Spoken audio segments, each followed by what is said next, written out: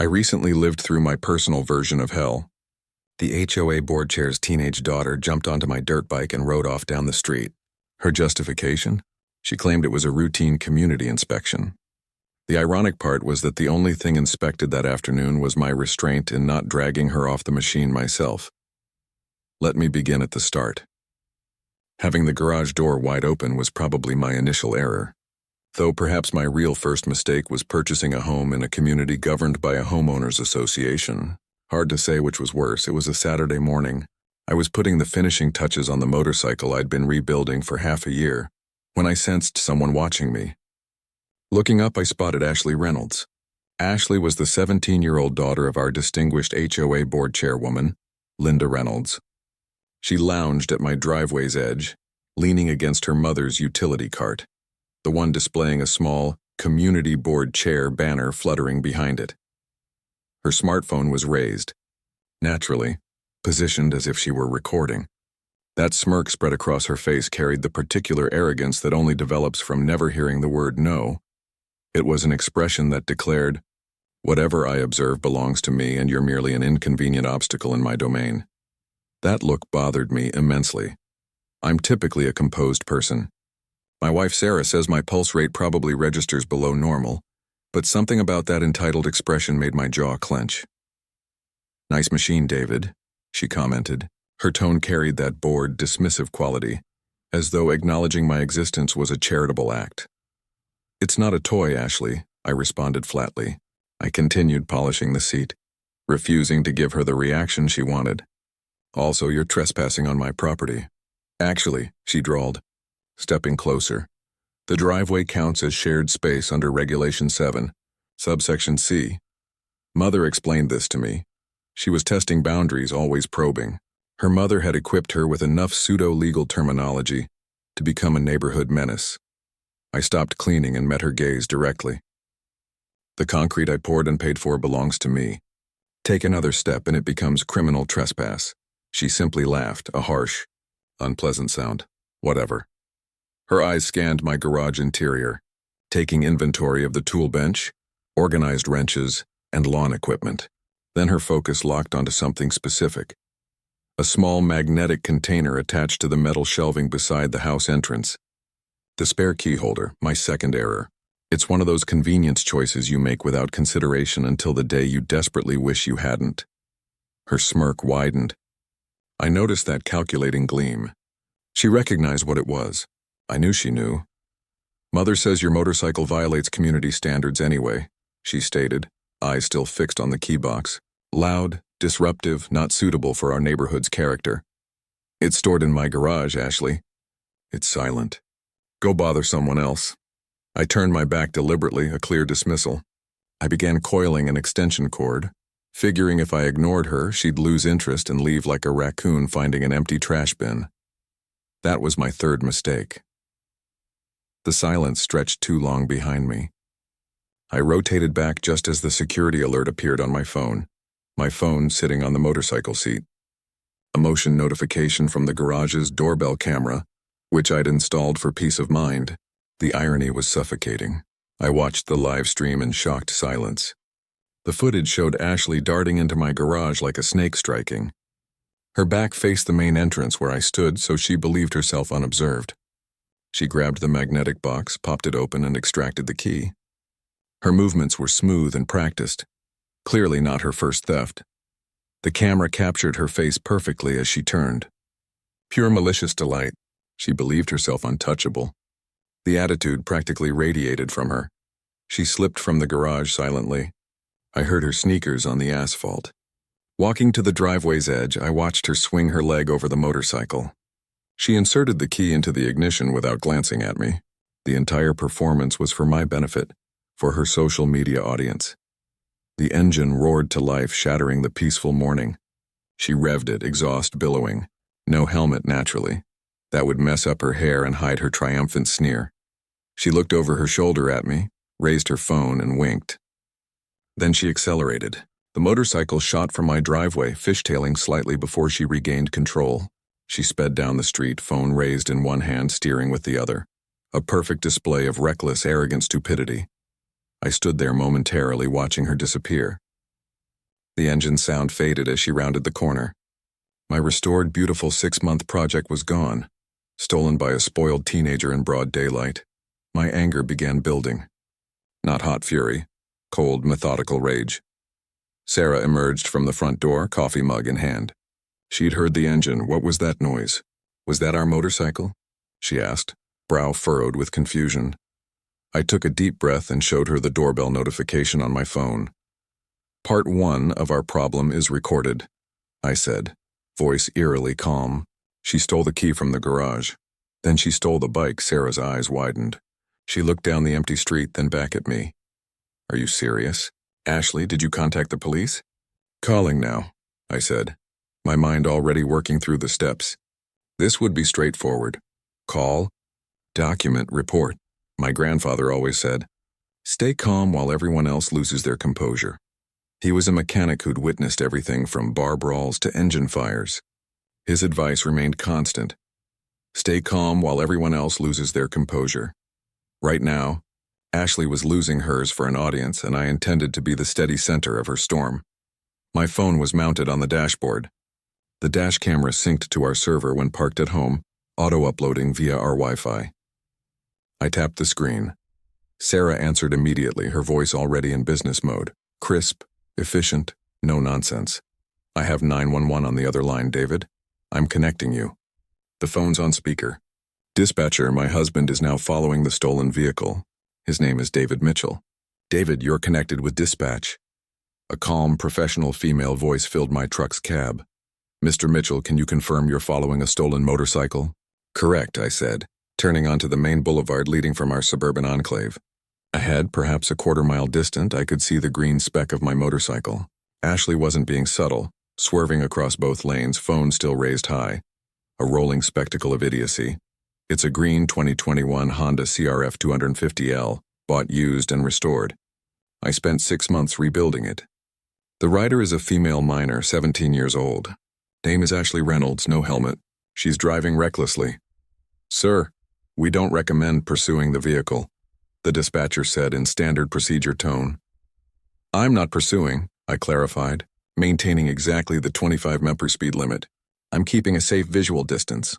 I'm a witness providing real-time location updates. The vehicle is currently heading north on Lakewood Drive, approaching the traffic circle at Elmwood. There was a pause, then keyboard clicking. Understood, sir. Units are responding to your location. Can you describe the rider? Caucasian female, approximately 5'6", kilo. Long blonde hair, wearing a red tank top and denim shorts. She appears to be live-streaming the theft on her cell phone. I added that last detail with dry satisfaction. She was creating her own evidence, a beautiful digital record of her felony commission. Some criminals are intelligent. Ashley was not among them. Sarah's voice cut in like a digital ghost. David, I'm retrieving the doorbell footage from the garage. It's crystal clear, shows her entering, taking the key, everything. I'm also accessing your Honda account. Didn't you install an AirTag in the storage compartment? The account might not update unless the motorcycle is running. The AirTag will. I almost smiled. Of course I had. Tucked in a small waterproof pouch taped inside the rear storage box. Yes, I did. Smart thinking, Sarah. Got it, she said. I'm tracking it. The tag is active with precise GPS location. I'm relaying coordinates to the 911 operator on my end. They'll have her exact route second by second. This is why I married her. While I was the calm observer on the ground, she was my eye in the sky. My mission control. She saw the entire board while I focused on the next move. We were a well-coordinated team. The Reynolds family, despite their bluster and influence, were just a rusty collection of mismatched parts. They relied on intimidation and people surrendering. They never expected to encounter someone who wouldn't back down. Ahead, Ashley took the traffic circle too fast. The motorcycle tilted dangerously on 2 wheels. For a heart-stopping moment, I thought she would flip into the manicured petunias in the center island. But she managed to wrestle it back under control. She was intoxicated by her perceived power. This transcended a simple joyride. This was a statement. Her mother, Linda Reynolds, operated our HOA like her personal kingdom. She fined people for having incorrect shades of white trim. She sent threatening letters if grass exceeded a 1/4-inch height limit. She had Marcus, her head of security, a wannabe officer with a power complex and a golf cart, patrol the streets like a private army. Linda ran the HOA like a throne. Rules applied to other people. Ashley had learned this lesson by heart. "Sir, a patrol car is approaching your location from the east," the dispatcher's voice interrupted my thoughts. "Please remain in your vehicle and allow officers to handle the situation." "Understood," I said. I saw flashing blue and red lights in my rearview mirror. A police cruiser approached from behind. As it passed, I noticed another positioned ahead, blocking the intersection Ashley was speeding toward. They had her boxed in. It should have been over. Ashley saw the lights. Her reaction was predictable. Instead of stopping, she panicked, yanking the handlebars hard right onto a smaller residential street. A street with children playing and people walking dogs. The danger level just escalated. "She's evading," I said into the phone, voice tight. "She just turned east onto Maple Grove Lane. This is a residential area with limited visibility. Units are in pursuit," the dispatcher confirmed. "Sir, please pull to the roadside and let them pass." I followed instructions, pulling my truck to the curb. The first cruiser sped past, sirens now blaring. I watched it go, a knot forming in my stomach. This was escalating into something much larger and more dangerous than simple theft. This is when stupid becomes dangerous. All because a girl who'd been given everything thought she was entitled to one more thing. She thought she was untouchable. Now, with police cars closing in, she was about to discover how fragile that protective bubble really was. The only remaining question was who she might hurt before it burst. I sat in my truck listening to distant sirens. The immediate chase was beyond my control now, which was appropriate. My role was to be a reliable witness, not a vigilante. I saw the second police cruiser turn onto Maple Grove Lane following the first. The quiet Saturday morning was officially shattered. My phone remained connected to dispatch. "Mr. Mitchell, please stay on the line. An officer will be with you shortly for your statement." I was about to respond when a new vehicle appeared from the opposite direction. A large white SUV driving far too fast for a residential street. It screeched to a halt beside my truck, tires protesting loudly. The driver's door flew open and out stormed Linda Reynolds. She wore what I assumed was her weekend power outfit.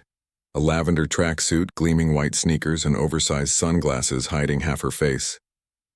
Her expression, however, was completely visible, a mask of pure theatrical fury. She slammed the car door with enough force to rattle windows and marched toward my truck. I rolled down my window, maintaining a perfectly blank expression. I wouldn't give her anything to work with. "David Mitchell," she shrieked, voice sharp enough to cut glass. "What do you think you're doing?" "You're harassing my daughter." "I'll have you arrested." I simply looked at her. "Your daughter," I said, voice low and even, "stole my motorcycle from my garage. Police are now involved because she's evading them. I'd say she's doing an excellent job getting herself arrested without any help." Her face contorted. It was fascinating watching the gears turn as she tried to make this my fault. In her world, nothing was ever a Reynolds family problem. Issues were caused by other people, lesser people who failed to accommodate their desires. "She did no such thing," Linda snapped. "Ashley is a good girl. She would never—" "I have it on video, Linda." The words were simple but landed with physical force. I saw her flinch. Just a tiny, almost imperceptible twitch. But it was there. She knew exactly what her daughter was. Before she could formulate a new attack, one of the police cruisers that had passed me earlier looped back around. It pulled up behind her SUV, lights still flashing. A tall, serious-looking officer emerged. He had a calm, authoritative presence as he walked toward us, eyes assessing the situation. He looked at Linda, then at me. "Are you David Mitchell?" he asked, gaze settling on me. "I am, officer." "And you are?" he asked, turning to Linda. "I am Linda Reynolds, chairwoman of this HOA, and this man is harassing my child," she declared, pointing a trembling finger at me. The officer's expression remained unchanged, clearly accustomed to this type of drama. "Ma'am, your daughter is currently fleeing from police on a stolen vehicle. I suggest you calm down." He turned back to me. "Sir, can you tell me what happened?" As I began recounting the story, the open garage, Ashley's taunts, the key theft, the doorbell video, Linda began rummaging frantically in her oversized purse. She was searching for something, movements jerky and desperate. Finally, she pulled out a piece of paper, a single sheet, folded and crumpled, as if it had been living in her bag's bottom for weeks. She brandished it like a weapon. "You can't do anything to her," she shouted, waving the paper at the officer. "It's not her fault. She has a condition." The officer stopped writing in his notepad and gave her a weary look. "A condition?" "Yes," Linda said triumphantly. "She has episodic confusion syndrome. It's a very serious medical issue. When episodes occur, she becomes disoriented. She's not responsible for her actions. This paper proves it." "It's a legal document," she thrust the paper at him. The officer took it, face unreadable. I leaned out my window, trying to get a better look. It wasn't a doctor's note. It wasn't a court document. It appeared to be a generic form she'd printed from the internet. At the top, in bold generic font, it read, "Medical Exemption Notice." The text below was a garbled mess of pseudo-legal terms discussing diminished capacity and medical necessity. At the bottom, where a doctor's signature should have been, was a looping, arrogant scrawl, "Linda Reynolds." She had completed and signed it herself. The officer read it, looked at the signature line, then back at Linda. He folded the paper neatly and handed it back to her. "Ma'am," he said, exhaustion profound in his voice, "this is not a legal document. This is a piece of paper you signed. It doesn't exempt your daughter from vehicle theft." Linda's face fell. The triumphant fury drained away, replaced by sputtering, indignant rage. "How dare you? Do you know who I am? I am the chairwoman of this community. I will have your badge for this." The officer simply sighed. "Ma'am, right now, the only thing you need to concern yourself with is your daughter's dangerous behavior and the criminal charges already in motion. Please step back." He turned his attention back to me. At that exact moment, we heard it. A high-pitched scream followed by squealing tires and a sickening crunch of metal. It came from the next street over, Maple Grove Lane. The officer's head snapped up. His hand went to his radio. "All units, what's the status on that pursuit?" My blood ran cold. That wasn't the sound of an arrest. That was the sound of a crash. Something going horribly, horribly wrong. Linda's fake legal document was forgotten. Her empty threats evaporated. The game was over. Ashley's joyride had just collided with reality, and I had a terrible feeling someone else was about to pay the price. The officer didn't wait for a radio response. He was already moving, sprinting back to his cruiser. "Stay here," he yelled over his shoulder, a command for both me and Linda. He jumped into his car and sped off toward the crash, sirens screaming.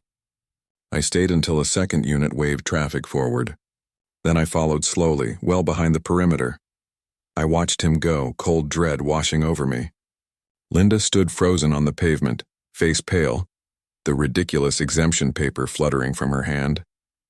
For the first time, a crack had appeared in her armor of entitlement. The sound of that crash was reality she couldn't control, couldn't bully, and couldn't sign a fake form to make disappear. I put my truck in drive and followed, keeping a respectful distance. I wasn't going to interfere, but I had to see. I had to know what happened. I turned onto Maple Grove Lane and my heart sank. The scene was chaotic. My motorcycle was sideways in the street's middle, one front wheel bent at an unnatural angle where it had slammed into the curb. An officer was photographing it, then called for towing and processing. Ashley was on the ground, tangled in a rosebush in someone's front yard, crying hysterically. But that wasn't what held everyone's attention. That wasn't the center of the horror. A few feet from the motorcycle, a baby stroller lay on its side, wheels still spinning. A young woman I recognized as Jennifer, a new mother from down the block, was on her knees on the grass, clutching her baby to her chest. She was shaking, face white as a sheet. A small crowd of neighbors was gathering, faces showing shock and anger. The first police officer was already with Jennifer, checking on her and the baby. I parked my truck and got out, walking slowly toward the scene while keeping my distance, not wanting to intrude.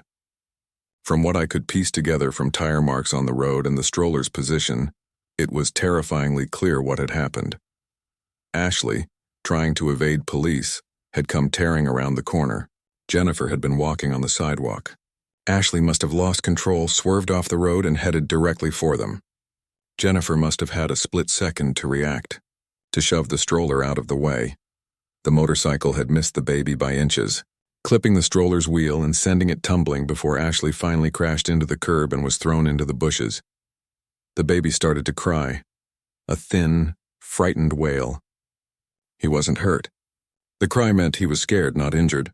It was the most beautiful sound I had ever heard because it meant he was alive. Jennifer was murmuring to him, rocking back and forth, trying to soothe him, though she was crying herself. Her husband, Michael, came running from their house, face masked with terror. He saw his wife and baby on the lawn, the wrecked motorcycle, and the police, and simply knelt down and wrapped his arms around his family. The atmosphere on the street turned ice cold. This wasn't about a stolen vehicle anymore. This wasn't about a spoiled teenager acting out. This was about a baby who was almost killed. The neighbors weren't just curious onlookers anymore, they were witnesses. Their expressions had hardened. I saw Mrs. Patterson from 2 doors down, arms crossed, mouth a thin, hard line. I saw Mr. Davis, the man Linda had fined for a garden gnome, staring at Ashley with undisguised contempt. The protective bubble of the Reynolds name had just popped loudly for everyone to see. Linda finally arrived. Her power walk now a frantic, stumbling run. She pushed through the neighbors, eyes wild. She saw Ashley crying in the rose bush and rushed to her side. "My baby, are you hurt? What did they do to you?" She cried, ignoring the overturned stroller, ignoring Jennifer and Michael, ignoring the very real tragedy her daughter had nearly caused. That was the moment the neighborhood turned on her completely. What did they do to her? A voice called out. It was Michael. He had stood up, his baby now safe in his arms. His face was filled with righteous fury I wouldn't have thought him capable of. "Your daughter almost ran over my son. She almost killed my child. And you're asking what we did to her?" Linda seemed to see him for the first time. She looked from Michael to the overturned stroller. For a second I thought I saw a flicker of remorse, but it vanished instantly, replaced by her default setting, aggressive defense. It was an accident. "She has a medical condition." She was confused. She started to bluster, but her voice lacked its usual conviction. The crumpled paper was still in her hand, a pathetic, useless talisman. No one was buying it. The officer who had taken my statement walked over to her, face grim. "Ma'am, your daughter is being placed under arrest. She's facing charges of vehicle theft, felony evasion, and reckless endangerment. You need to step away and let paramedics check on her." Ashley's wails intensified as a second officer approached her, but it was all for show. Paramedics quickly determined she had nothing more than a few scratches from rose thorns. As they helped her up, she looked around at the silent, staring faces of her neighbors. Her face, tear-streaked and dirty, was no longer arrogant. It was scared. She was finally truly seeing the consequences of her actions. She wasn't untouchable. She was just a scared kid in serious trouble. As the officer led a handcuffed Ashley to a patrol car's back seat, I made eye contact with Sarah, who had walked down the street to join the crowd. She looked at me, then at the shaken family, then at my wrecked motorcycle. Her face showed anger and grim determination. She held up her phone and gave me a slight nod. The message was clear. This was no longer just about getting my property back. This was about ensuring the Reynolds family was held accountable for the danger they had brought into our community. We had the theft video. Now we had a street full of witnesses to the reckless aftermath. The evidence was accumulating. But Sarah's look told me she thought there was more to this story. Something bigger than one stupid, reckless teenager. And we were going to find it. The rest of that afternoon was a blur of police statements and insurance calls. My motorcycle was towed to an impound lot as mangled evidence. Ashley was taken to juvenile detention, spending the night there before seeing the judge. Linda, after a final screeching tirade about lawsuits and conspiracies, was told to leave the scene. The street slowly returned to normal, but something had fundamentally changed. The quiet peace of our neighborhood had been shattered, replaced by simmering collective anger. That evening, Sarah and I sat at our kitchen table. The adrenaline had worn off, replaced by cold, methodical resolve. "This isn't just Ashley being a brat," Sarah said, fingers flying across her laptop keyboard. This felt planned, or at least the way Linda reacted with that ridiculous fake medical note. She had an excuse ready. It's like she expected Ashley to get caught doing something. "She's arrogant," I said, sipping my coffee. "She thinks she can manage her way out of anything." Her solution to her daughter committing a felony was to print a form from the internet. That's not a master plan. That's just stupidity. "Maybe," Sarah said, eyes narrowed in concentration. "But let's not underestimate them. They've run this neighborhood for 5 years through bullying and bluffing. Let's see what happens when we call their bluff with actual facts." She turned the laptop toward me. Let's build a case. What followed was a masterclass in modern suburban intelligence gathering. Sarah started with a simple text to a neighborhood group chat she'd created a year ago, one for people tired of HOA overreach. Hi everyone. For those who saw today's incident, if you have any doorbell or security camera footage of the green motorcycle between 10 a.m. and 10:30 a.m., could you please send it to me? We're creating a timeline for police. The response was immediate. Within minutes, video files started pouring in. It was like a digital neighborhood watch snapping into action. We had footage from the Chen family's house showing Ashley running the stop sign at the corner. We had a clip from the Rodriguez family's front door catching the audio of her shouting, "Try and catch me." As she sped past, every clip added another layer to the story, painting a picture of pure, unadulterated recklessness. We stitched them together, creating a minute-by-minute video log of her destructive journey through our community. While videos came in, Sarah focused on the digital trail. She pulled up the AirTag data. On screen, a winding red line snaked through our neighborhood, showing her route perfectly from my driveway down Lakewood, her frantic detour onto Maple Grove Lane, and the final abrupt stop where she crashed. GPS data, Sarah murmured, saving a screenshot. Precise, irrefutable, and admissible in court. But then she saw something else. She zoomed in on the map, brow furrowed. "That's strange," she said. "Look at this." She pointed to a spot on the map a few blocks away in a cul-de-sac at the neighborhood's edge. The red line showed Ashley had stopped there for about 90 seconds before continuing her joyride. Why would she stop there? I wondered aloud. That's a dead end. There's nothing there but the back fence. And the HOA's maintenance shed, Sarah added, eyes lighting up with a new idea. Let me check something. She opened a new browser tab and started typing. She went to a popular online marketplace where people sell used furniture and cars. She typed keywords into the search bar. HOA compliance pickup and our neighborhood's name. A handful of listings appeared. They were all vaguely worded. One was for a landscape debris pickup service. Another was for patio furniture removal. But the language was strange, full of HOA buzzwords. Item must be in violation of community standards. Pickup scheduled to ensure aesthetic compliance. The photos were generic, often just a picture of a pickup truck. The sellers all had new profiles with no ratings. What am I looking at? I asked. I'm not sure, Sarah said, clicking on one of the ads. But this feels wrong. Compliance pickup isn't a real thing. It sounds like something Linda would invent. She kept digging, cross-referencing seller names with the public list of residents in our HOA. She got a hit. One seller, Gary P., had the same last name as one of the HOA board members, Gary Phillips, Linda's right-hand man. Then she found it. An ad posted 2 days ago. The title was Recreational Vehicle Compliance Seizure. The description was chillingly specific.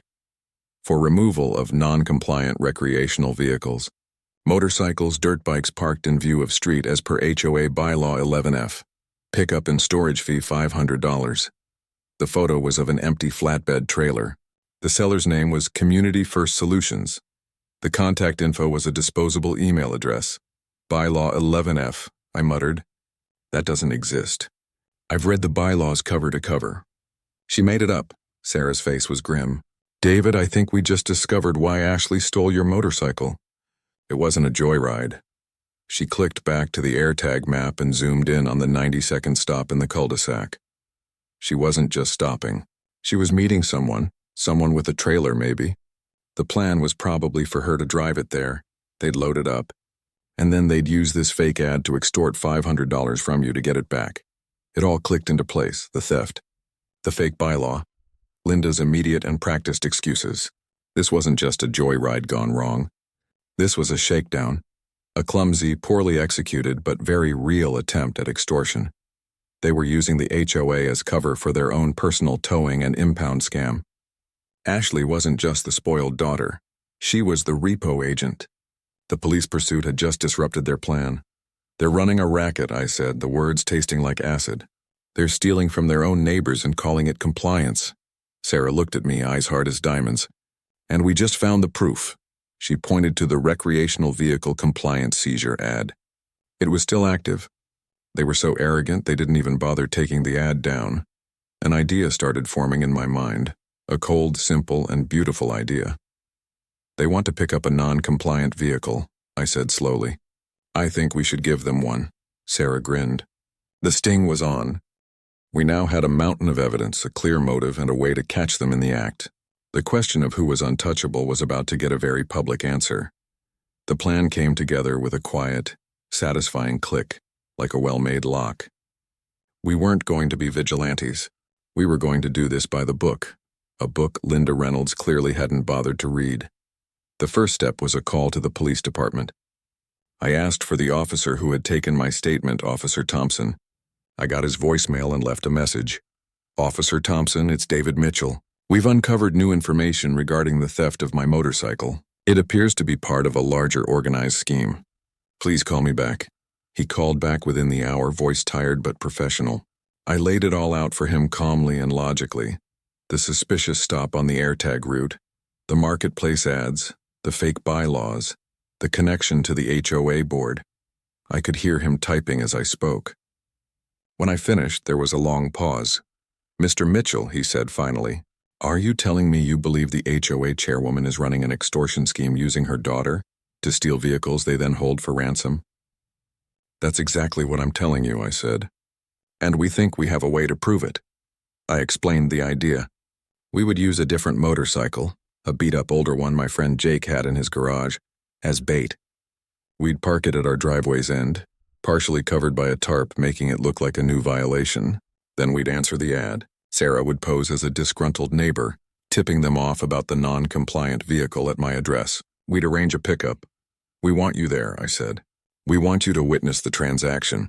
We want you to catch them red-handed. There was another pause. I could imagine him weighing the risks, the procedural hurdles. This is irregular, he said.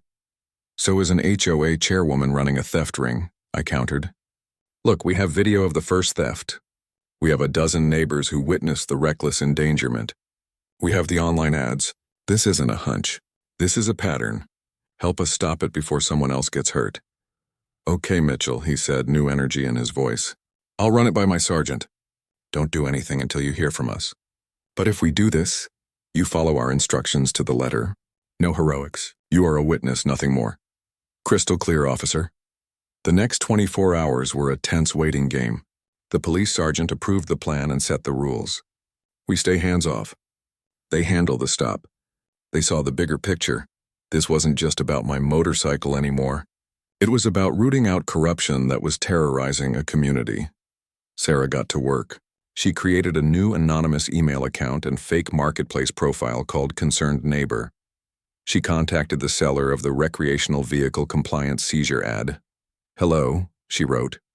My neighbor at 142 Pine Street has a new motorcycle parked in his driveway. It's an eyesore and clear violation. Can you schedule a compliance pickup? The reply came back in less than 10 minutes. Absolutely. We can be there tomorrow evening around 8 p.m. Please ensure the vehicle is accessible. The standard $500 recovery fee will apply to the owner. They didn't even question it. The next evening, the stage was set. Jake's old rickety motorcycle sat at my driveway's end, looking perfectly, beautifully non-compliant. Sarah was in the house monitoring live feeds from 3 different cameras we'd set up. Our front doorbell, a camera hidden in a bush, and one on my truck's dashboard, parked across the street.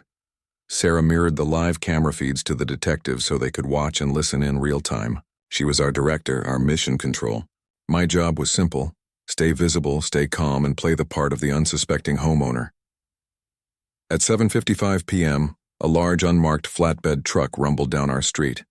It wasn't some professional towing company. It was an old rusty Ford, the kind you see on farms. It pulled up and parked in front of my house. 2 men got out. One was Gary Phillips, the HOA board member.